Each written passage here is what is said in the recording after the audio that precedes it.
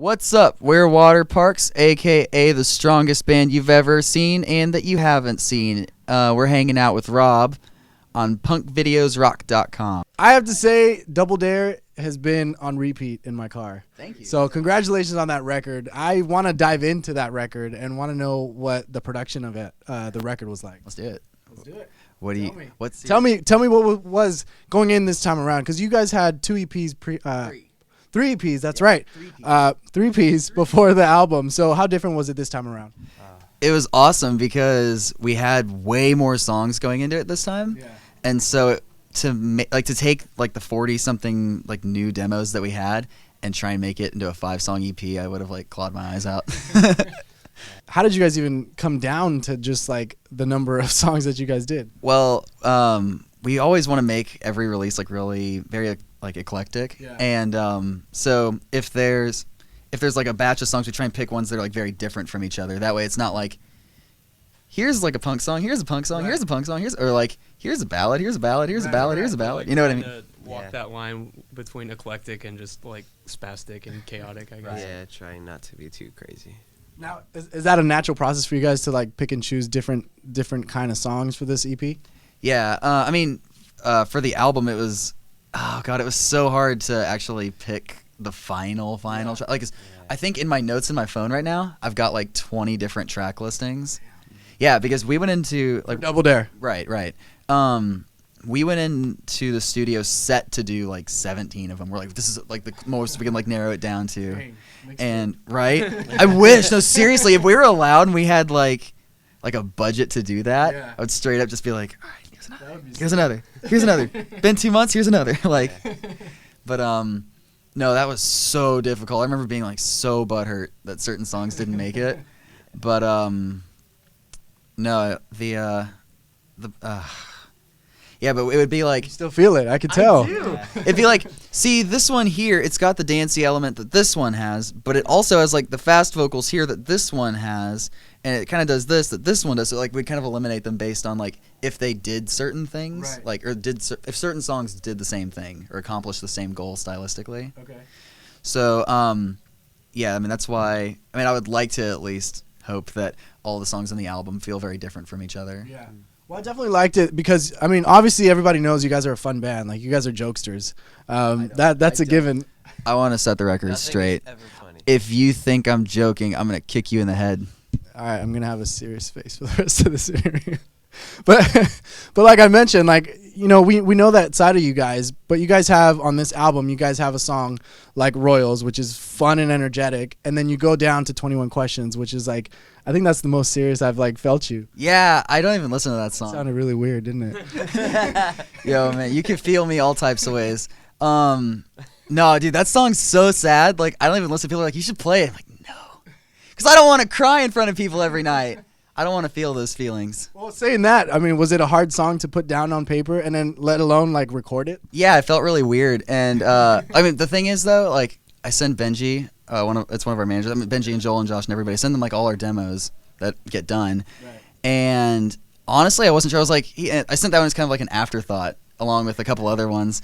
And regret like sending it in. Right, and he was like, and like when I sent those, he was like, "This is the one." I was like, "Are you fucking kidding me?" Because I sent that as like a. Also, I did like this acoustic thing. I don't know, because we hadn't done an acoustic thing at that point. I was like, "But there's this," you know. That was good. That was a good one. And that was the one he very much pushed for. Like that wasn't even on a lot of the. That one flew under the radar for a lot of the recording process because we had our board where we were like, all right, and we were knocking out different, instruments and layers and such, and then that one was like we didn't really touch, and then it was like, all right, are we ready to do 21 Questions? And we were like, oh, we're still doing that one. Okay, well shit. All right. How do you guys feel about that song on the record now? It turned out really great. It sounds awesome. Yeah, I think, well, it seems like a lot of people really like that one. Yeah. And so I guess it's different from what we've heard from you guys so far. Right. And you sound so vulnerable in it. So it's like I think that's like something like the fans really draw onto, because like a lot of them are at that point in their lives or whatnot. Right.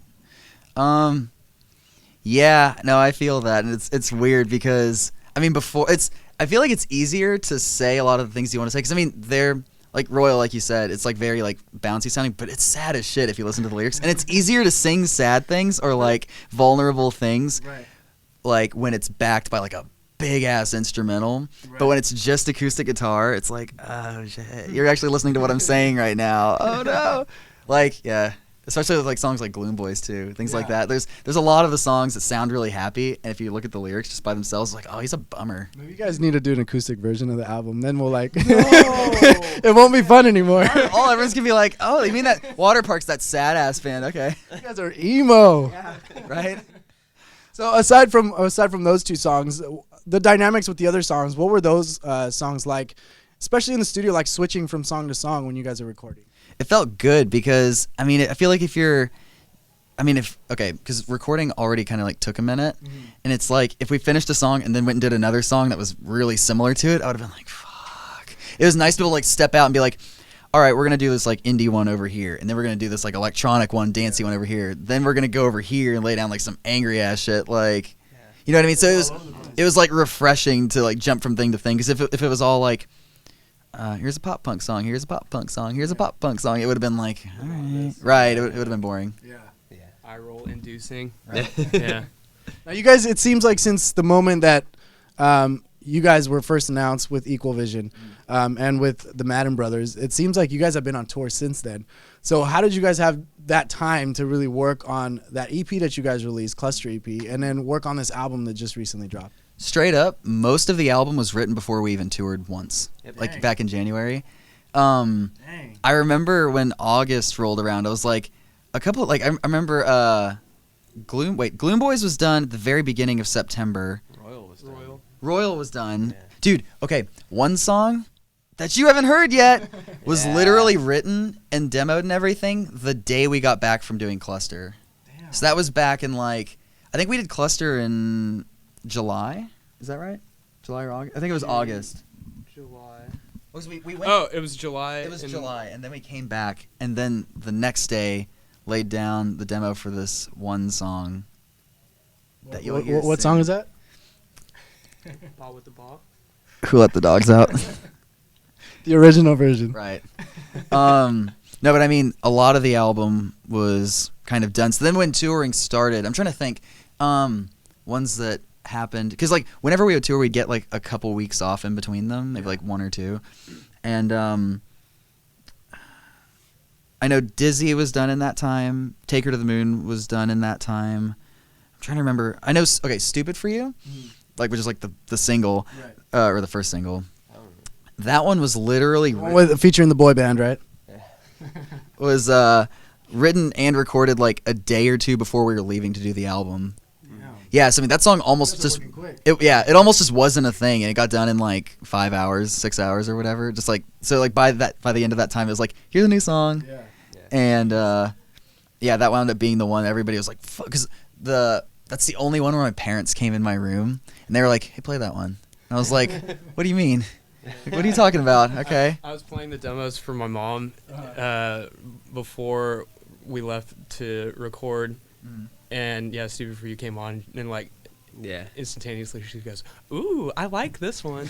So that's how you know. Yeah, if the moms and dads like it. If that one made the cut. Yeah. Our parents don't like that we say, or my mom's like, now why'd you say fuck so much? I was like, sorry, Mom. Tested, mom approved. Right. Yep. So technically, Mom picked the single. Yeah. Mom and Dad picked a single.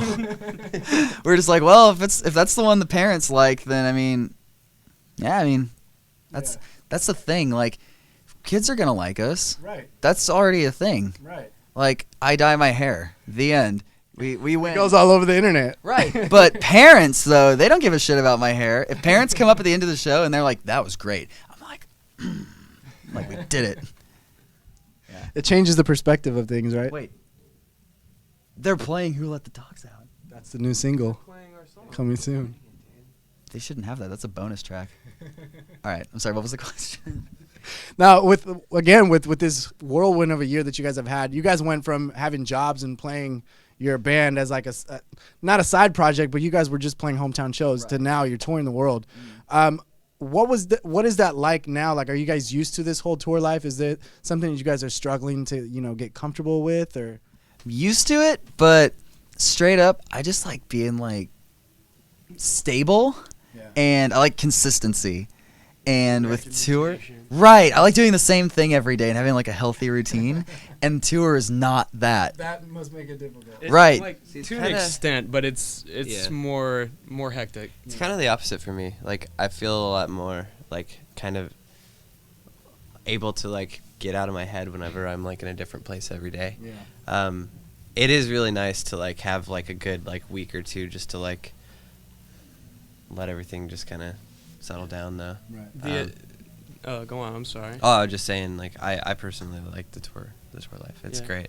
The initial transition was strange, like going from, like you said, like we all had jobs, and then we would just played, hometown shows and that sort of thing, to like, all right, go, and all over the place. But I mean, for me personally, I'm getting acclimated to it, but it's a process. Yeah.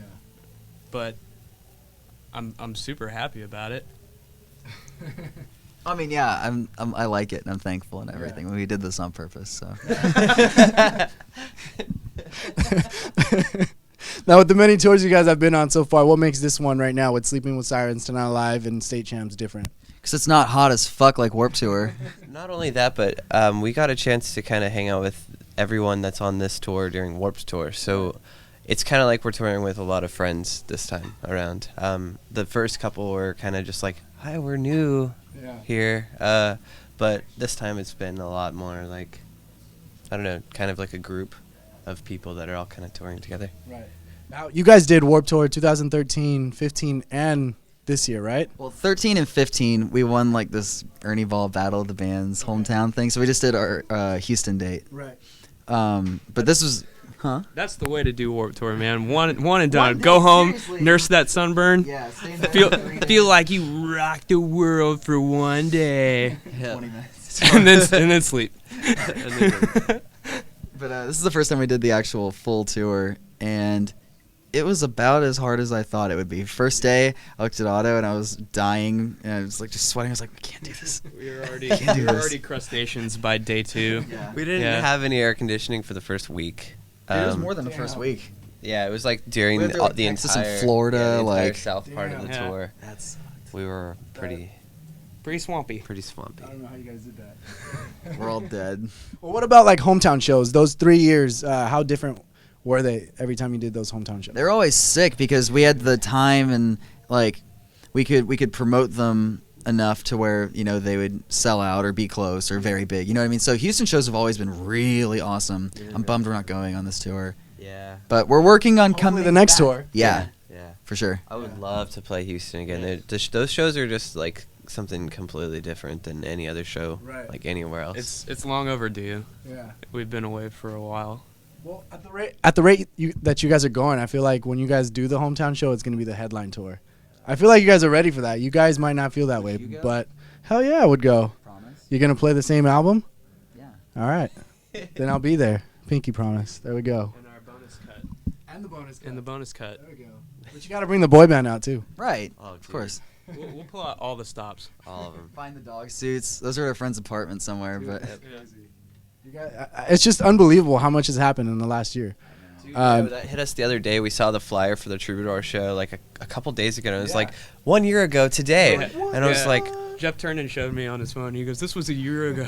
I'm like, "Whoa!" That's what I was like. I tell you what. yeah. Yeah, we went full blown Macaulay Culkin. Now you guys have been with Madden Brothers for quite some time already. What's that relationship like with you guys? Way up. 3 thumbs way up. All the thumbs. Every thumb possible. What are you guys like getting out of it? Not necessarily from their management, but when you guys are in the studio producing with them. Usually what would happen is we're working very closely with Courtney Ballard. Yeah. He works like in their studio and everything. And then Benji would come in and listen to what we've been doing with like Fresh Ears and be like, maybe you should put this part here. And we're like, maybe. And we'd do it and be like, you were right, Benji. You were right. They're super knowledgeable and like overall just awesome people. Right. Just having them even like involved at all is like kind of like a crazy feel like you're gonna wake up one day and then you're Like it's not there it's anymore. not. Yeah, it's Right. like, but I don't know. I'm super thankful for all that. You guys are on tour with All Time Low in Europe. Anything before then that you guys can talk about? Maybe. Hiatus. Yep. Yeah, brief month-long hiatus to build hype.